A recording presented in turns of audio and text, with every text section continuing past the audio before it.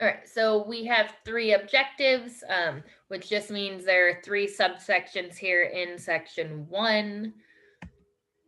So this first section is what are sources of investing information? So investors need to know about the economy and current market trends. They also need to learn about specific companies and funds in which they want to invest. So you want to, if you're investing, keep informed on all of this to help make more informed decisions, better choices. So to get that information, there's 7 different resources here. First is going to be magazines. So there are 5 different examples listed there. No, you don't need to copy all of those examples down. But these companies also offer financial news and data on their website. So I think that's going to be more what a lot of people will turn to. So magazines contain news, articles, market analysis, and expert opinions on various topics. Newspapers. So the financial pages list price quotes for securities. So securities like stocks, bonds, mutual funds, etc.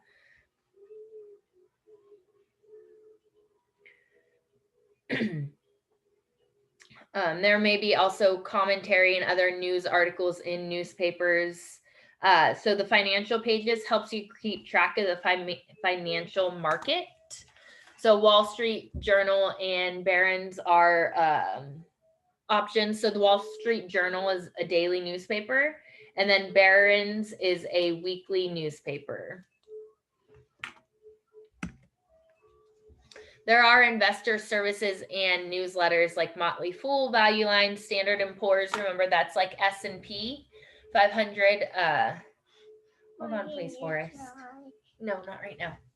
So some of these newsletters will be weekly or monthly. You may get them emailed to you.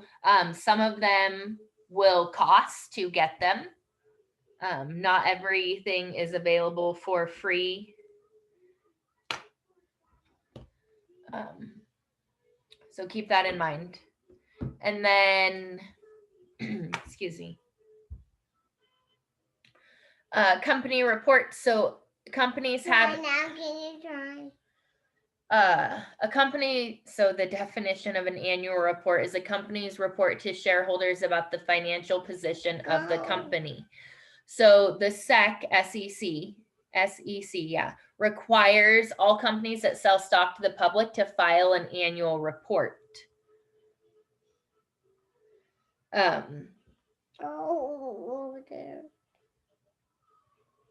Of course, I can't do this right now. There you go.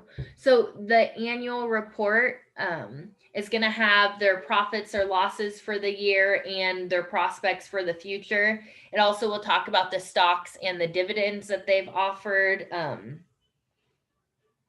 It may have their current stock prices also. And these company reports can be found online at the link here, which you could always just Google because you're probably not going to save this slideshow and remember this when it comes time for you to start investing. But know that those are there. And so when you're comparing these company reports, this is a figure from the book at some of the stuff that would be in there and that would be helpful to compare the firms. So the current stock price, the number of employees. So the number of employees is important to see if it's increasing or decreasing. That will reflect growth and or downsizing. So if it's the number of employees has gone down, then something might be going on. Other things in there, the market cap, revenue, net income or profit, the profit margin, the PE ratio is the price earning ratios. It's the selling price of a common stock to the annual profits per share. And then the current ratio is also listed there, which is their ability to pay its current debts from their current assets. So how much money do they owe versus how much money do they have in assets? It's their liquidity. Remember, their liquidity is to turn their assets into cash. So when you're comparing companies, you may look at these company reports, kind of pull a couple of them up in different windows and look at them side by side. Other options for sources of investing information. So the prospectus, which is a legal document issued by an investment company that provides details about the securities it offers. Remember, the securities, those are going to be the bonds, stocks, mutual funds, etc. So you can find these online at Edgar, which is a database maintained by SEC.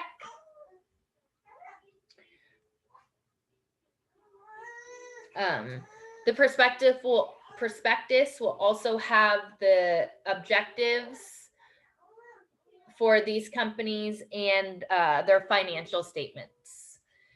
Other options to get information are investment clubs, which is a group of friends who share interest in investing that meet on a regular basis to present individual research and possible purchases. Just like some of you may have been in clubs at schools or at school back when we were in school. These clubs, maybe at school, you met maybe once a week, once a month at lunch or something.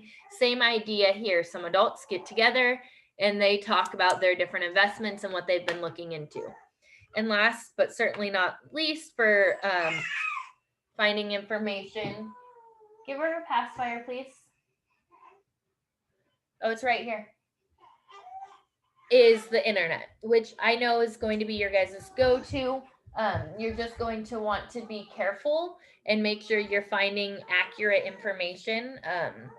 The internet's great because it's updating all the time. Sometimes those newspapers that come out daily, fine, but those magazines, if they're only monthly, some of it might become a little bit outdated.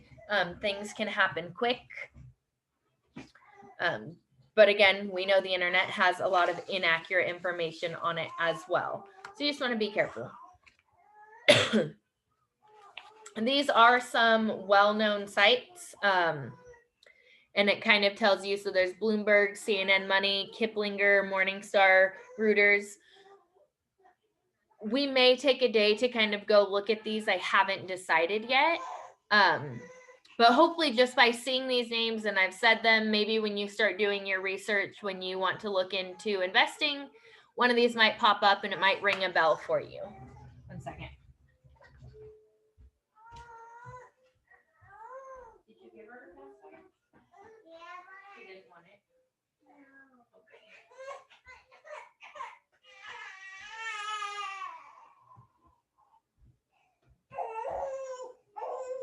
Sorry, guys.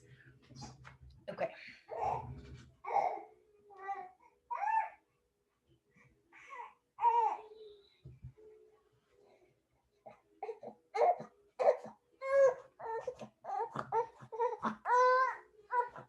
So, what professional advice is available? So, a stockbroker is a licensed professional who buys and sells securities on behalf of others. So, you may get a stockbroker. So, you can get a full service broker or a discount broker. So, a full service broker, a qualified stockbroker who provides advice about what securities to buy and sell. So firms that are full service include Edward Jones, which there's one on First Street, Merrill Lynch, Morgan Stanley. Maybe you've heard some of these names before. Brokers charge a commission for their services and products sold. So a full service broker is going to be a lot more personalized than a discount broker. So they're going to kind of want to know your goals, or they're going to want to help you reach them. But again, it's going to cost you money. So there's going to be a commission as well as other fees. A discount broker is still a qualified stockbroker. So they buy and sell securities at a reduced commission, but they provide limited services. So you may have heard of Charles Schwab, E-Trade, TD Ameritrade. One thing with a discount broker, hey baby, is they are no less qualified than a full service broker. They had to get the same qualifications. So it doesn't mean they're less qualified. They just offer different things. Again, full service is going to be a lot more personalized.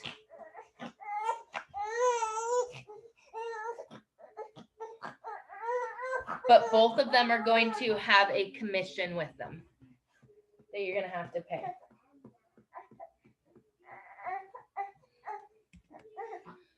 Financial planners are another way to get financial professional advice.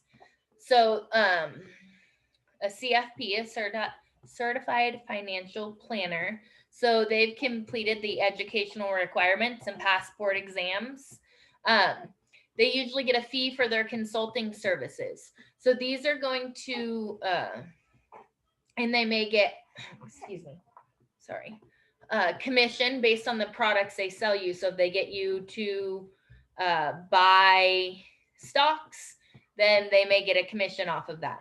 These are going to be even more personalized than those stockbrokers, the full service broker. The financial planner, you know, they're going to look at they're going to look at your savings goals, you know, saving for retirement, your children's college. So they're going to kind of dig deep into everything, and they want to help you plan out all of your finances. Financial institutions like at banks, credit unions. So you can get information, advice there from personal bankers. And again, there may be a charge or a commission on the products that they sell.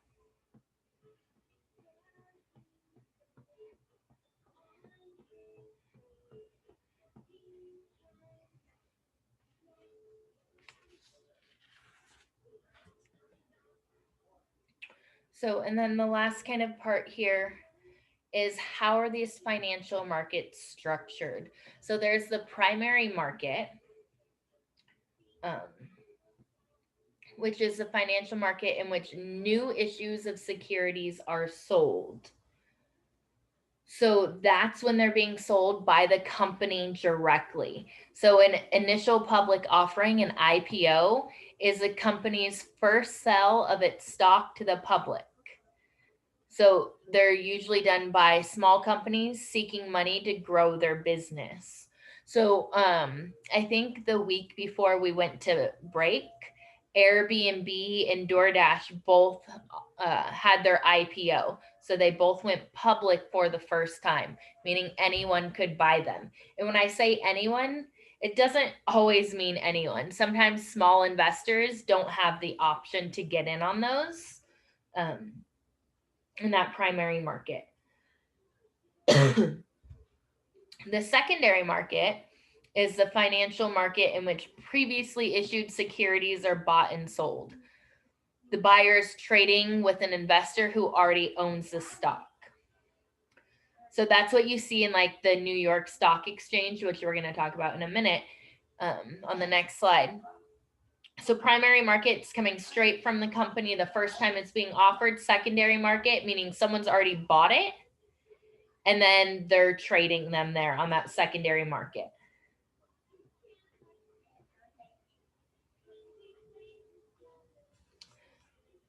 Which could be this exchange. So securities exchange is a marketplace where brokers buy and sell securities for their clients. The largest exchange in the world is the New York Stock Exchange, which we looked at in one of the last chapters. I showed you guys that was the largest in a list of the top 10. And that is an auction market, which is a market in which buyers enter competitive bids and sellers enter competitive offers at the same time. Stock is sold to the highest bidder and bought from the lowest offerer. So to be a part of these security exchanges, so there's certain requirements that have to be met pertaining to income, revenue, market value, and the number of public shares. So not everything can be done in like the New York Stock Exchange. Some people go to the over-the-counter market, which is a network of brokers who buy and sell securities that are not listed on a securities exchange.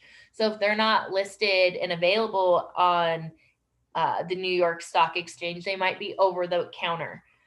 And the reason companies do that is because they may not meet those requirements to be a part of those exchanges there.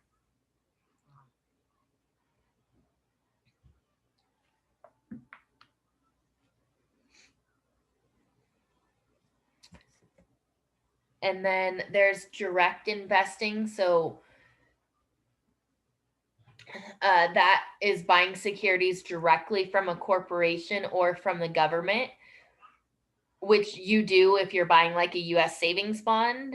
The idea of direct investing is it saves you money as you avoid commissions and fees. You do not use a broker.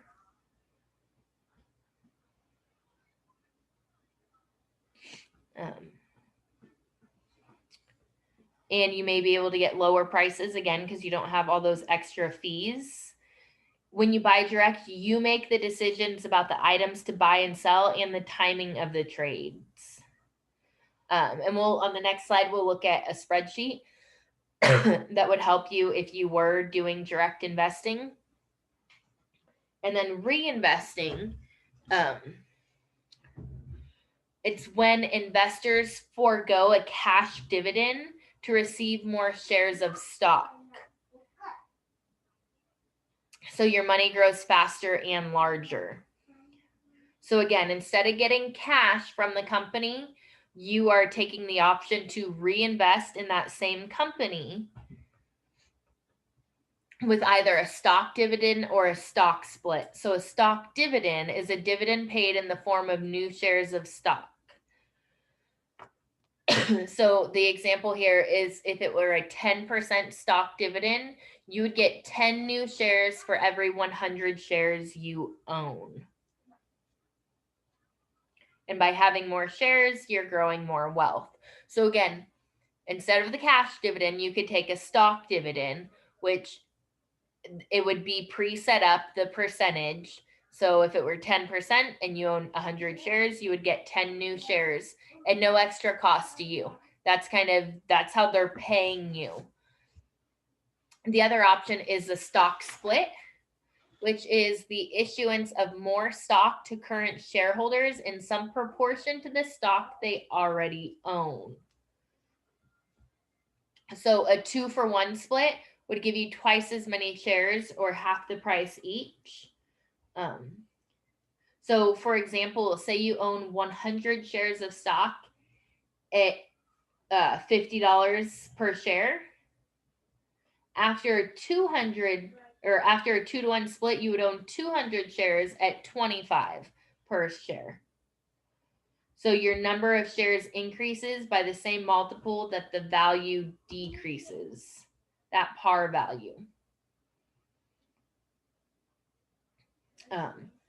The benefit there is the selling price of the stock is lower, so it encourages you to buy more with that stock split.